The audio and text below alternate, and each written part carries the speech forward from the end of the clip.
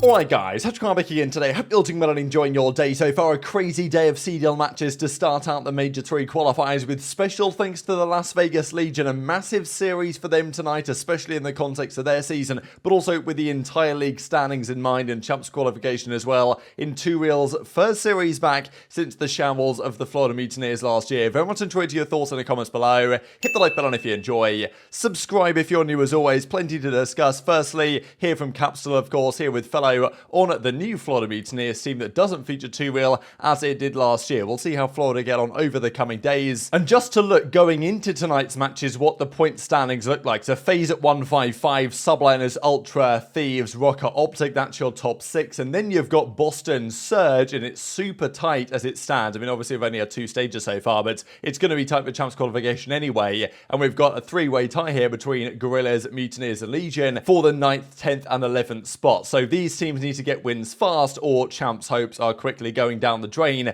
And, well, obviously a massive series for Las Vegas Legion. Also, Drazah became the first pro, I think we saw this earlier today, but this is the clip from his stream, to hit the top 250 SR kind of category you've got to hit in order to qualify for the top 250. He was the first pro to make it in, and probably one of the only legit players in there, to be honest. I'm sure a lot of the top guys have maybe got some additional outside assistance, let's just say. So Drazah's been on the grind. I do feel like he's still an underrated player in this league right now, and they started out this series against Vegas as they would have been expected to. They fried them here on Mercado. This was not close from start to finish. It felt like the same Thieves were just in at the grand finals of Major 2. Obviously they had that crazy map count losers run where they were like 15-1 or something over the series they played. It was absurd, and you know, 2 Real was double negative here, 12-22. It looked like yeah, the same old story for this player who was in the league last year and didn't really do that much on the Florida Mutineers, and was subsequently dropped for his poor performance. Now, I've got to mention this, I thought it was hilarious. I forget who sent this to me, unfortunately.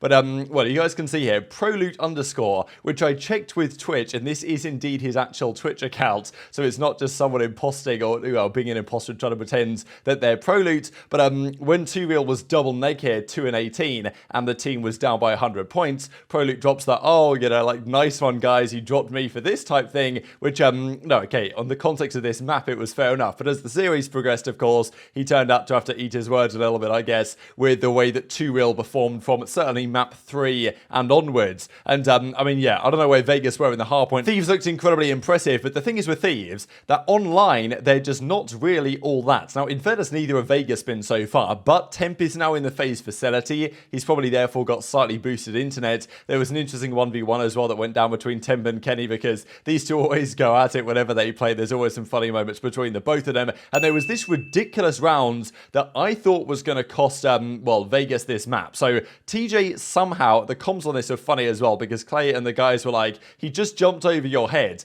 TJ didn't notice Octane jump over his head here, despite the fact that like his entire team saw it. TJ was clearly getting a call out in his ear. He didn't turn around. Somehow Octane gets the kill, and TJ was like, yeah, I just didn't see him, bro. But in fairness, after this moment, TJ went off for the rest of the map, and you know, that's the thing with TJ. When they were going to drop him initially, I was like, I don't know if I really like that, just because he's been so good in general in search this year, and that's been a key part of where Vegas are going to get victories from. So I like what they did in the end, just making the one-man change. I think, at least for now, we'll see how it goes over the coming weeks, because Clay even admitted after this series they were getting fried in scrims lately. I think he said they didn't even win a map against Boston in scrims they played, but today they, well, turned up. And honestly, this game 3 was really set the tone. They won a pretty impressive set of rounds here, and then it went round 5. Temp had a huge performance here, so did 2 Real, and that was the interesting thing to me. This player 2 Real, right, we know that it's really cool, it's a cool story, right, for the CDL, because the guy goes down to challengers after getting his chance on Florida Mutineers last year,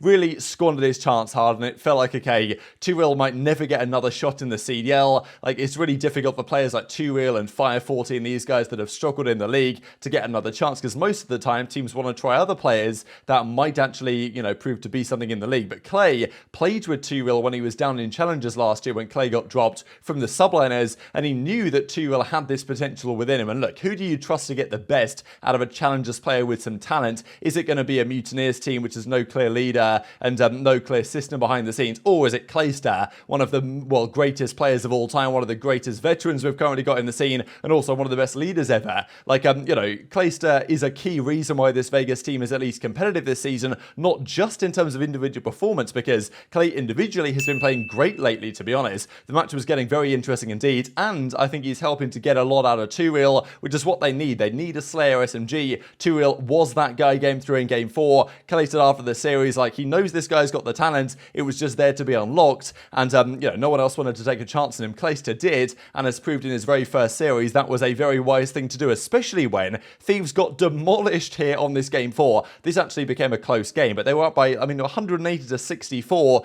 Quite quickly, it was 180 to like 150. Thieves came back quite quickly here with some good teamwork. But 2real at this point in the game was double positive. He was getting streaks left, right, and center, and eventually they closed out the series. Clay was so hyped, man. It's funny to think, right? Clay is 30 years old. He's the oldest player in the league. Obviously, we always mention it, right? But it's because he's talked about, and obviously the community talks about, with Scump and Methods and others retiring. Like, how long has Clay got left? Is it the last year? Is there going to be one more? Is there going to be 2, 3, 5 years more? I don't know, because I think Clayster might have the most passion in the entire league. Like, when he wins, I don't think there's any player that's more passionate than Clay in the entire CDL, and he's obviously the oldest player. So it's cool to see, right? Whenever Clay goes off like this, it's just hilarious. I don't exactly know who he was talking trash to, really, here, but was just having a good time in general, right? After taking down at the Major 2 runner-ups Los Angeles Thieves. Crazy series, right? I mean, look, Thieves at the end of the day, they're never good online anyway. They play from Los Angeles, right, in California, and it's never been a good internet situation. In fairness, Vegas' internet situation also is bad, and I think without 2real and Clay individually playing very well this series, they probably don't win, but still for Thieves, right, they just came second. They looked so good map 1. Where did it go the rest of the series? Can they get back to that form? And this is why I think people have their concerns about whether Thieves can actually replicate their run at Major 2, just because, okay, yeah, they hit form as they did last year at Major 4 and Champs in the losers bracket at Major 2, but, you know, can they replicate that? Can they keep up that form online? Doesn't seem like they're quite there at the moment, right? And it's still a bit inconsistent for them, and it doesn't give them momentum, right? And that's the thing, really, with Major 4 going into Champs. There was no break between Major 4 and Champs, right? They won Major 4, then they go straight into Champs, no break, no online matches between. You know, I think these online matches might kind of, well, put a dent in Thieves' momentum to a certain degree, which might hold them back at Major 3, who knows? But yes, 2real says, GG's Thieves 1-3-1, trust the process, baby, because, you know, 2real had put some pressure on himself, because he tweeted the other day when he was back on the team, he was like, oh, back in the league, right? He was like, well, look, guys, you know, it's going to be different this time around, is what he said. So he was putting pressure on himself to deliver, and he most certainly did today, and that's the thing for Thieves. They've just lost to Vegas. They play FaZe on Sunday in a rematch of the grand final, so that's going to be very spicy indeed. These were the overall numbers, with Drazah the only one positive on Thieves,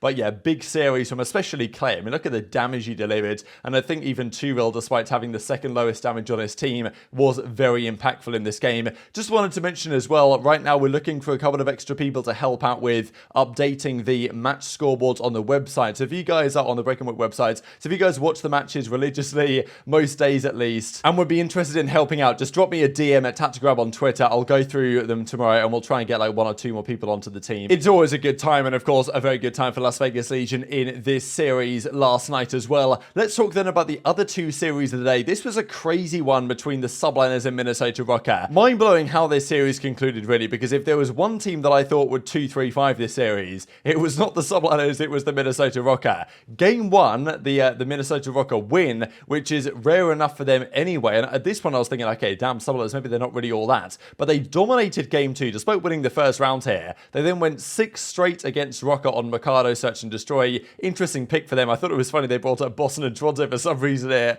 while this match was going on, but, you know, whatever, I guess. Technical difficulties. So, yeah, subliners win the search. Of course, they didn't win a single search at Major 2. That was what I felt really held them back, and I thought, okay, they've got to get back to 50-50 in search, and when they do, subliners will be looking even better. I didn't expect it to quite go the way it did in this series, though. Now, Hydra, I think it's incredible how quickly, in a way, people forget about Hydra to a certain extent. This guy is insane on Fortress. Pretty much whatever you put him on Fortress, he's going to be unbelievable. Control especially, they're going on like a 12 streak. He was absolutely putting them in the dirt. Minnesota Rokkr couldn't really do anything. They go down Game 3, and I thought at this one, okay, 3-1, job done. They went to a pretty comfortable hard point where subliners beat them handily at the Major. But Rokkr bounced back. Afro had a pretty rough map 3. He did bounce back quite nicely towards the end of the game, for it was a close one, but it did go the distance. And another map that went the distance was map 5, and this was honestly like, it reminded me of some Boston Breach shenanigans from Vanguard Champs against Los Angeles Thieves in the round 11. They took it so slow. It went all the way to round 11 this one, and it was a really weird setup where subliners somehow had pushed into the other spawn,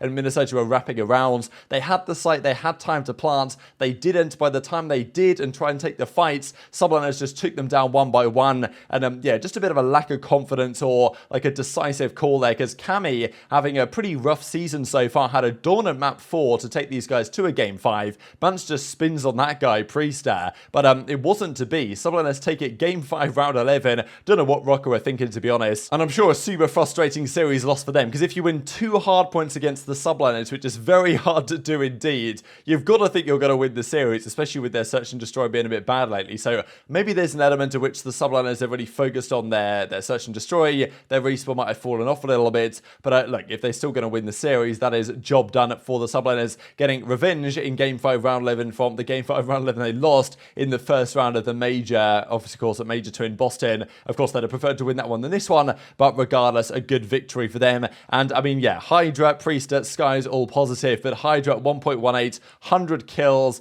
12,500 damage. Like, the guy just does it all. Rough series from Afro. Minnesota almost get the job done, but New York kind of back on track where I feel like they kind of should be right now, especially with the way that Hydra and the rest of the team is playing. And another very surprising result in the final series of the day. I thought maybe Toronto 3-2, but I could definitely see a really close battle between these two teams with this new Boston reach. And the scary thing is for the rest of the league is that if Boston play like this and can beat Toronto in the fashion they did, with Beans not doing anything on the map, that is a scary sign. Beans was good in the search and destroy, but in the respawns he did basically nothing, and they 3v4'd Toronto Ultra, theoretically one of the better teams in the entire game. Now, especially online, right? This is a really good sign, I think, for Boston going forwards, because Beans is not going to have series like this every single week. Of course, like, it's his first series in the scene. It's expected he's going to have some nerves and maybe not have the best series individually, but you know, it definitely kept up. Map 1 was pretty much the same as map 4, but Awakening, Nero, and Vivid, man, these guys went off this series. And I said it earlier today, or maybe the other day, whenever this team was confirmed, that like this team's ceiling in terms of pure skill is outrageous. And what they were able to do here was pretty remarkable, to be honest. Beans' first kill was pretty funny. Game 1, though, went Ultra's way, pretty close affair, but in the end it went to Toronto. But then Boston bounced back in the search. Boston's game 2 search has always been pretty good. Beans, though, is so good on the sniper. Nero was the one Nero's been unreal in search, honestly. He was the one making plays, but Beans had a good, nice few snipes in this map, actually. And that is one thing he brings to the team in search they didn't really have with methods, because Vivid kind of wanted to run it, but he kind of didn't because he was on the sub, so there were some issues there. Nero was making plays like this as well, just romping around the map, getting 2, and then he gets the 3rd as well. Scrap kind of drops down from the top, and Scrap was the one going off game 1, but it didn't last too long, to be honest. Okay, Fortress Control, let's just skim over this. It was an absolute classic. I mean, what an absolute disaster of a map this is. We want it gone. It was round 5, Boston won, whatever. But map 4 was the big one. Beans started off like 1 in 3. Awakening already had like 10 kills. Like, that AR Joe is just disgusting. Nero's unbelievable individually, and Beans was just getting hard carried through this final map of the series, and they still won it. So to not even have to, and honestly, Boston iced up. Like, it was super close map 4, and Boston actually iced up a hard point. Now, usually it's where their search has been lacking in game 5, but positive signs here that Boston's ice issue may now be taking a step in the right direction. And